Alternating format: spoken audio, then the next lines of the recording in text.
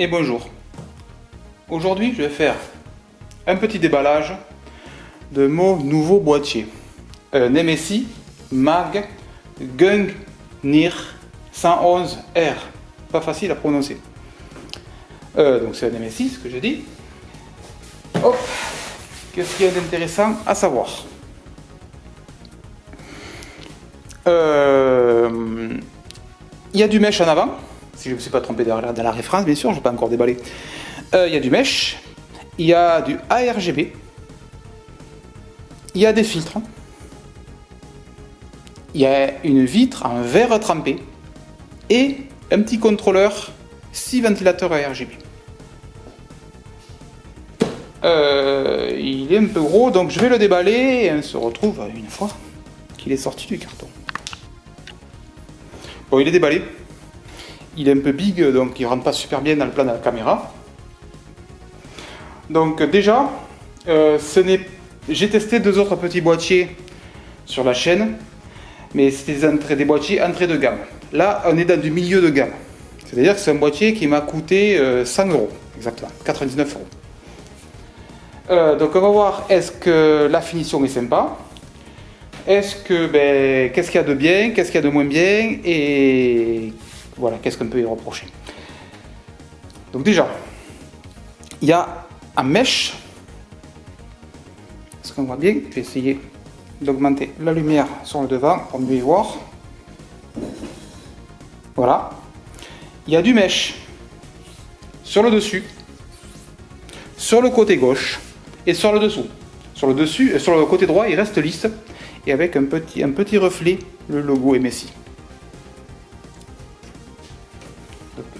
J'enlèverai la façade juste après. Sur le côté, il y a un verre trempé. Est-ce qu'il est teinté? Très légèrement peut-être. J'ai l'impression qu'il est légèrement teinté. Donc ce que je vais faire, c'est quoi cette manie qu'ils ont de serrer comme des brutes les vis? On va aller chercher un tournevis. Je vais l'enlever avec le tournevis. Les deux vis, premier point négatif, les vis, on les voit à côté du tournevis. Ils ne sont pas emprisonnés dans le châssis, c'est-à-dire qu'ils ne restent pas sur le châssis, ils s'enlèvent. Donc on peut les perdre. Il y a des boîtiers où le vis il reste en permanence. Truc de sympa par contre, et ça c'est très très bien. Vous voyez la vitre en verre trempé? Voilà. C'est bien du verre trempé, attention c'est fragile. Regardez de l'autre côté comme c'est fait. Il y a le cadre en métal plus de la mousse. Et en fait, il est enfoncé comme ça vers l'avant, il faut le tirer vers l'arrière pour le sortir. Donc il ne tombera pas, et surtout il est bien rigidifié grâce à son cadre métallique. Bon, bien sûr, si on tombe par terre, il se casse. Et on remarque qu'il est donc légèrement teinté. Le verre, par rapport au plexiglas, il ne craint pas les rayures, et il vieillit mieux parce qu'il ne craint pas les UV. Le plexiglas peut jaunir aux UV si il est de mauvaise qualité, et il peut se rayer. Inconvénient du verre, c'est fragile, il peut se casser, donc on le met à l'écart et on fait attention. Donc, à l'intérieur, qu'est-ce qu'il y a d'intéressant? Est-ce qu'on y voit? Oui, on voit super bien, nickel.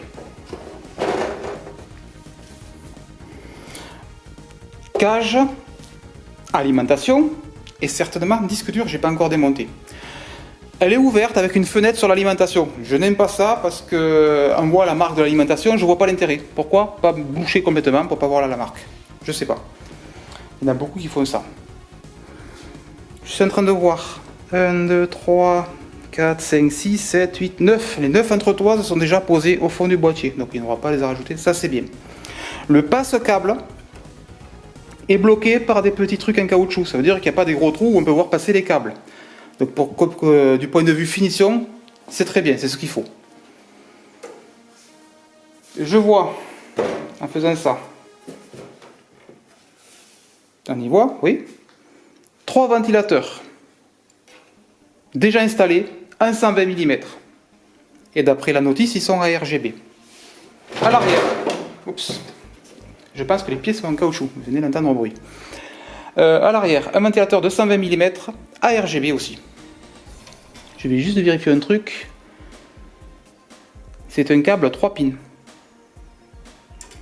Il n'y a pas le fil à RGB? Ah si, voilà. Donc le ventilateur a bien deux... je suis en train de chercher, oui, il a bien deux fils. Donc il y a le fil pour l'alimenter, en 3 pins, et le fil à l'RGB qui est coincé de l'autre côté, on va sortir ça. Ah, je viens de voir aussi sur le côté, il y a un peu de mèche encore. Le refroidissement devrait être optimal. Sur le dessus, par le dessus, est-ce qu'on voit? Oups, attention de ne pas abîmer la table. Il y a un filtre à poussière à mèche avec aimant. Et c'est très troué. Parfait pour le refroidissement. On voit que ce boîtier a été pensé pour le refroidissement, c'est un boîtier moderne. Bouton power. Ouh. Ah ouais, c'est un bouton sympa, c'est sympa. Alors que j'ai l'habitude d'avoir des boutons qui s'enfoncent de 5 mm et ça clique en bas, là, ça clique de suite. Bon, bouton power, bouton reset, une diode de fonctionnement, USB-C, et je pense qu'il est en génération 3.2.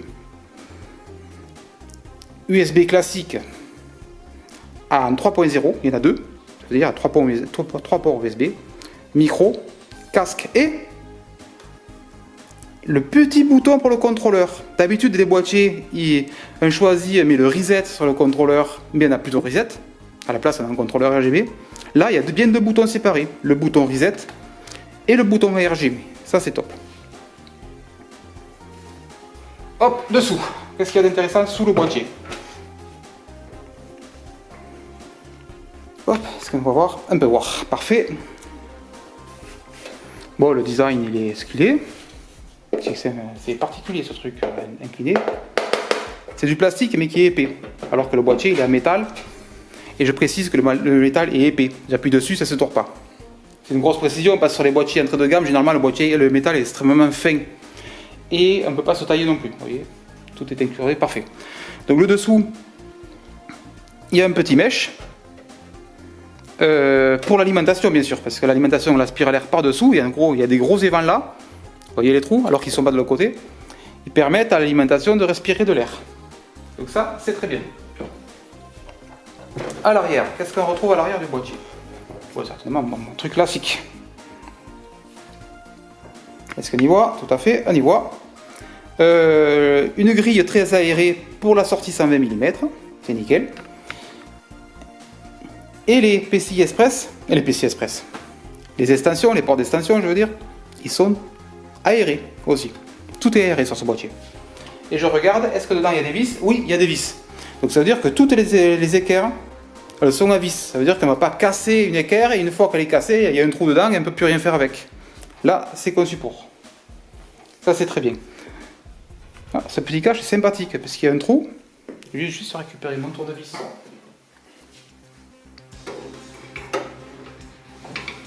Ça marche.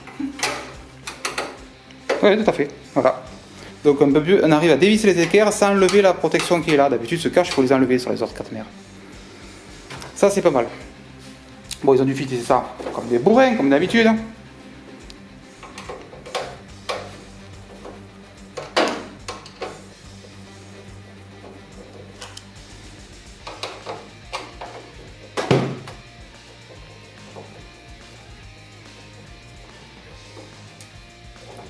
Hop, on fait 4 vis qu'il ne faudra pas perdre.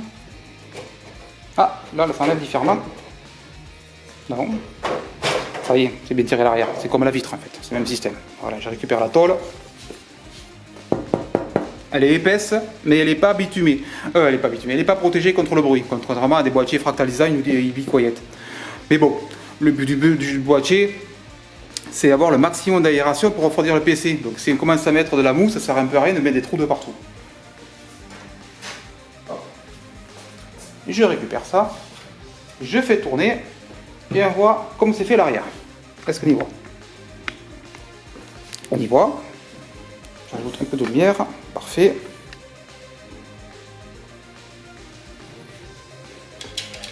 C'est pré-rangé et moi c'est ce câble là qui m'intéressait. Ah, c'est le câble RGB qui se branche là.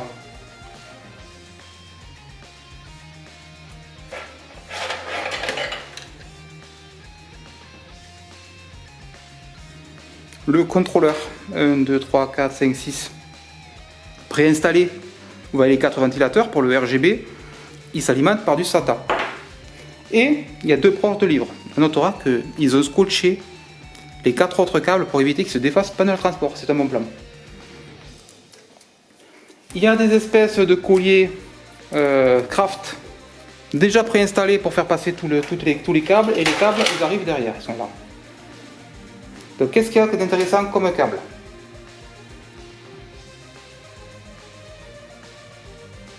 Audio HD, USB 3, deux câbles en façade, bien entendu. Un câble, donc je ne sais absolument pas pourquoi il sert. On verra ça tout à l'heure. Bon, les câbles, des boutons, bien sûr. Et c'est tout. Un 3 pins pour brancher un ventilateur, certainement. Et je vais sortir la notice. Et oui, je l'avais pas encore sorti.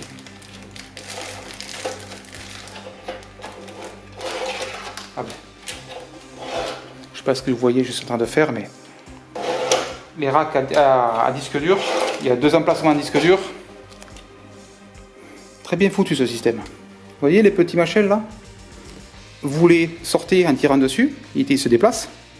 Vous les mettez sur le disque dur, et une fois qu'ils sont mis sur le disque dur, vous remettez le disque dur là, un cran sur le côté, et ils se clipent, je pense.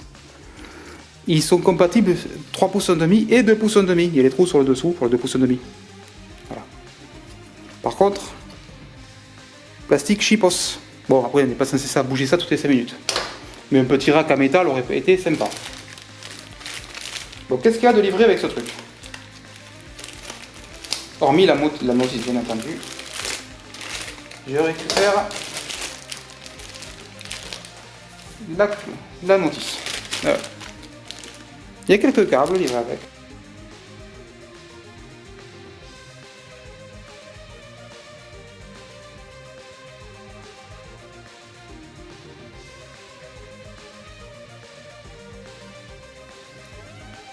Des petits colliers. 1, 2, 3, 4, 5, 6 petits colliers, tout petits. Colliers réalisants.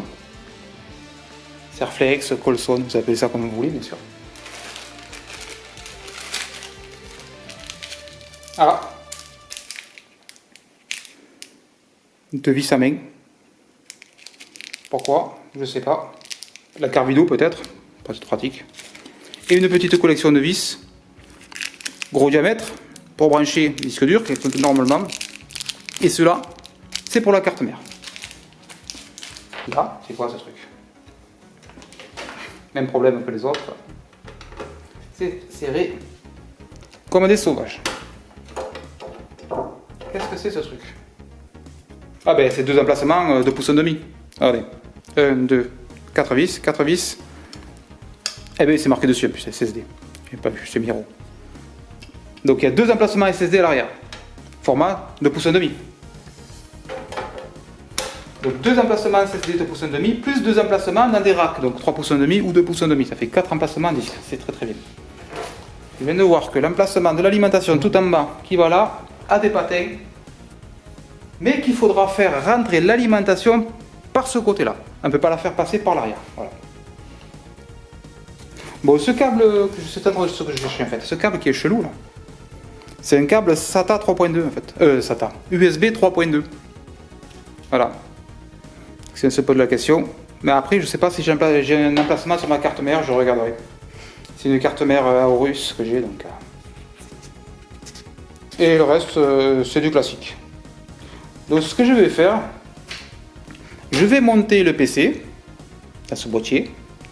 Et on se retrouve juste après, où je vais dire mes commentaires, est-ce que c'est facile à monter, les points que j'ai oublié de traiter avant, et voir si c'est un bon boîtier, sachant qu'il coûte assez cher, vu que c'est un boîtier, je vous disais tout à l'heure qu'il m'a coûté 99 €. Ça change des boîtiers à 40 €. Voilà, on se retrouve juste après le montage.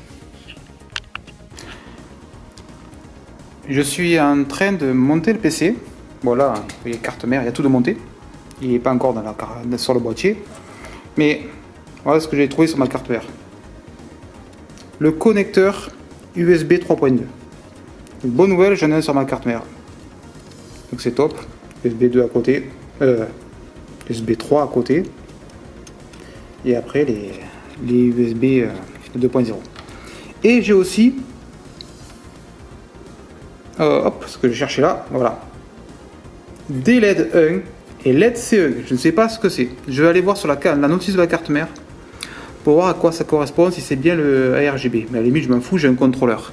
Et je suis en train de me rendre compte que ce machin là, adaptateur là, en fait, c'est au format fan PWM.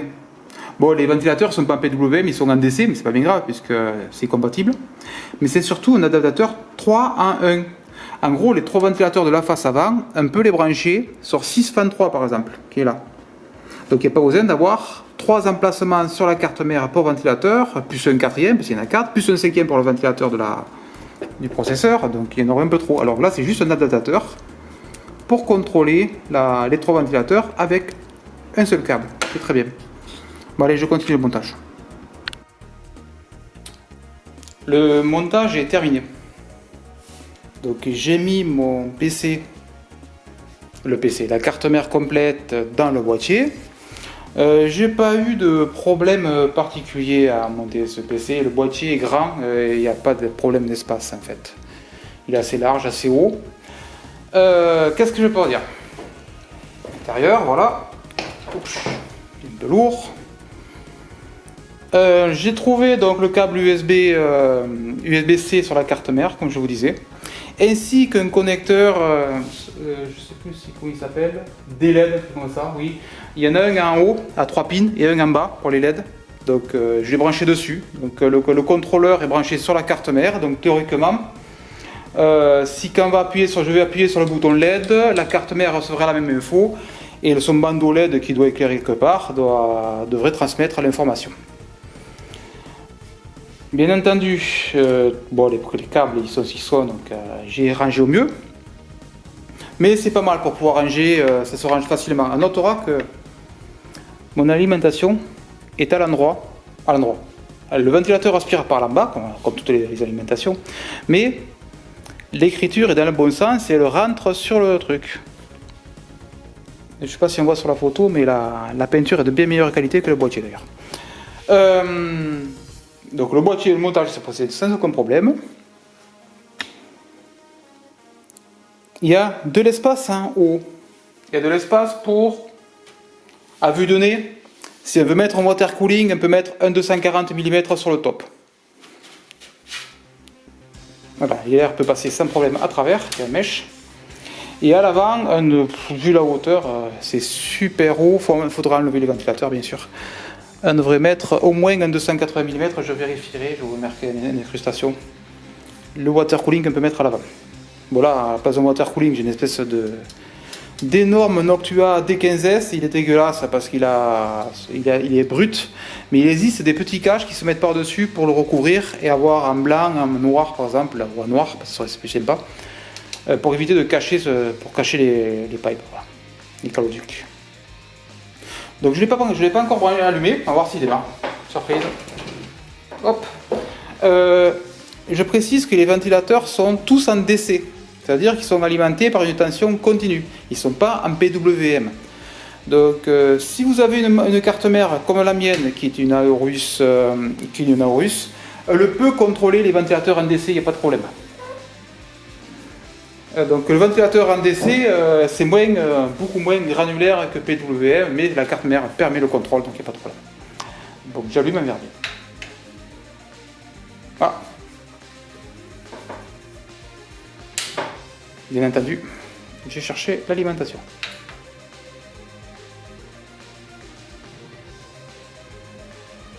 Ça démarre. Je vais couper toutes les lumières pour vous faire voir. Voilà. Le voyant, on ne voit pas là, mais le voyant sur le dessus est très violent. Ah, plus un bruit. On le voit d'ailleurs. Le ventilateur de l'arrière tourne tout doucement. Bon, est-ce que... Battement. Rouge. Espèce de jaune. Battement. Vert fixe. Non, vert battement. Bleu. Battement. blanc. Ah, j'ai pas regardé si la carte mère était synchronisée, je vais la tourner. Je sais plus où elle est claire par contre. Où est claire cette carte mère? Il y a trop de lumière. Je coupe la lumière.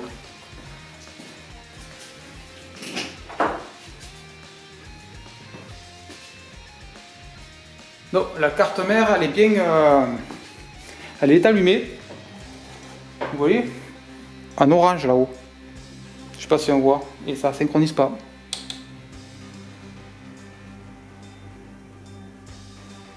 On va peut-être une configuration sur la carte mère. Essayez, les ventilateurs font bien ventiler de l'air, mais ils ne font strictement aucun bruit. Faut que j'aille dans le BIOS régler la courbe de ventilation, bien entendu, parce que là c'est le par défaut que j'avais avant sur mon... Je sais pas s'il est là, mon ventilateur d'ailleurs, il est là, je vais enlever. Mon ventilateur Be Quiet, donc forcément il tournait tout doucement. Mais il y a pas mal d'air, franchement, c'est impressionnant. Pour avoir bien sûr dans la longue durée si ça chauffe au moins. Hop, ça. Top, top ce truc. Et de l'autre côté, là si on voit, voilà, on va régler tout, c'est pas grave. Non, on voit pas assez. Il y a de la place, voilà, pour passer les câbles, c'est ce que je voulais dire. D'habitude, il n'y a pas beaucoup de place, là il y a un bon 1,5 cm pour passer les câbles. Voilà. La façade est épaisse, mais je pensais qu'elle serait de meilleure qualité que ça. Ça fait un peu cheapos. Est-ce que je peux la démonter d'ailleurs? Et c'est allumé d'ailleurs. Oups. Ah oui, c'est quand même là. Putain, le mèche, il est en acier, il est en fer le mèche. Ah ouais. Elle est super lourde. Je sais pas pourquoi il s'est éteint le PC. C'est moi qui l'ai éteint? Ah, c'est moi qui ai dû l'éteindre. La façade est super lourde. Et il y a bien un petit mèche qu'on peut nettoyer. Je pensais que c'était la façade qui ferait mèche. Vous voyez? Très bien pratique.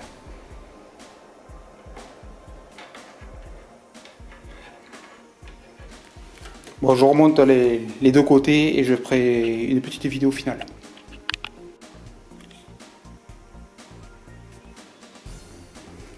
Bon voilà, c'était la présentation du boîtier MSI Gungnir 111R. Donc le 111, c'est qu'il a une grille aérée à l'avant. Donc j'espère que cette vidéo vous a plu et à bientôt.